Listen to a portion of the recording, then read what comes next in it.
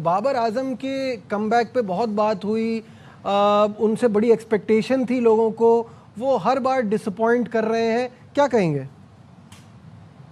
बाबर आजम को आप तकरीबन पाकिस्तान 26 T20 इंटरनेशनल मैचेस खेल चुका। उसके बाद फिर आपने दिसंबर 2024 के बाद से आप लेके आए।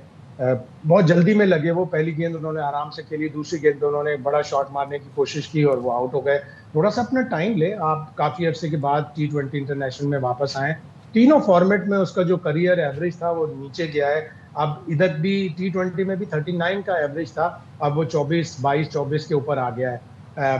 पिछली 12 इनिंग्स में उनका एक भी 50 नहीं है। बिल्कुल वो जिस तरह से खेल रहे हैं, बड़ा अंडर प्रेशर लगते हैं। और फिर इतना बड़ा फैसला किया मैनेजमेंट ने, सिलेक्शन कमेटी ने, कि हेड कोच ने एशिया कप से पहले जो स्क्वाड अनाउंस हुआ था उसमें कहा कि बाबर को बिग बैश में जाके मौका मिलेगा, जहां वो अपनी क्रिकेट बेहतर करें, अपना स्ट्राइक रेट पहले करें। शायद वो कागजों पर हो गई बिग बैश, और कागजों पर बिग बैश में उन्होंने रन्स भी बना लिए और वो वापस आ गए टीम में।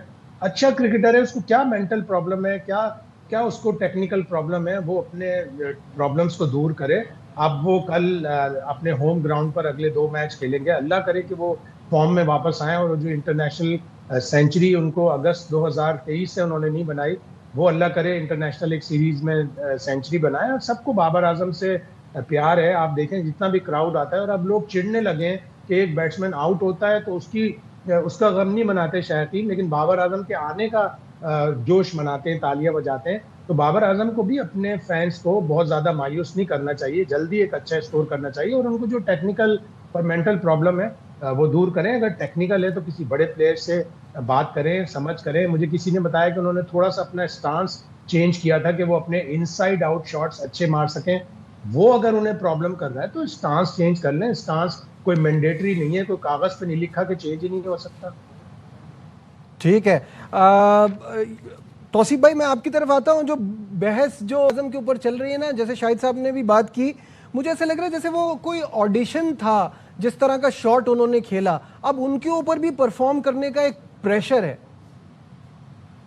मुझे अफसोस भी होता है कि एक इतने अच्छे प्लेयर को इतना अंडर प्रेशर कर दिया है, इतना अंडर प्रेशर कर दिया। इस क्रिकेट में बुरा वक्त आता है, बड़े बड़े प्लेयरों पे बुरा वक्त आता है, लेकिन उससे कैसे निकला जाता है? उससे ऐसे नहीं निकला जाता कि आप जो है वो 50 आदमियों से मशवरे लें, बिल्कुल अपनी जगह, लेकिन जब तक आपका दिमाग काम नहीं कर रहा ना, आप कुछ नहीं कर सकते।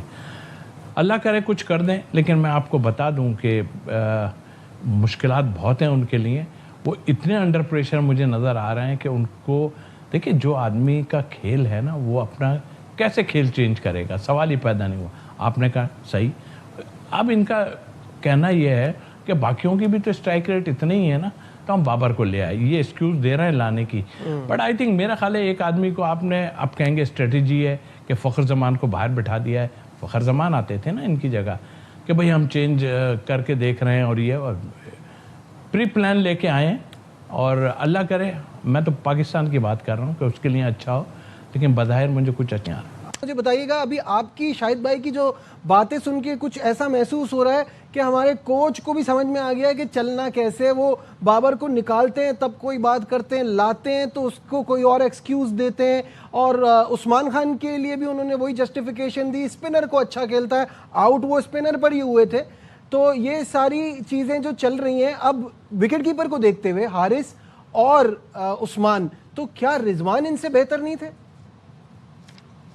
देखिए, एक तो जिनका आप नाम ले रहे हैं रिजवान, ये तो कुर्बानी का बकरा हुए हैं, कुर्बानी का बकरा बने हुए हैं। और इनसाइड कितनी स्टोरियां हैं, क्या हैं, ये आहिस्ता आहिस्ता पता चलेगा कि अगर उनके चीज़ों का जवाब नहीं दिया गया तो यही रिजवान हैं जो बात करेंगे। उनको फ़िक्र कोई नहीं है 50 लाख की, उनको जो है वो बिल्कुल हक़ है, उनका भी हक़ है, लोगों का भी हक़ है, अपनी जगह है।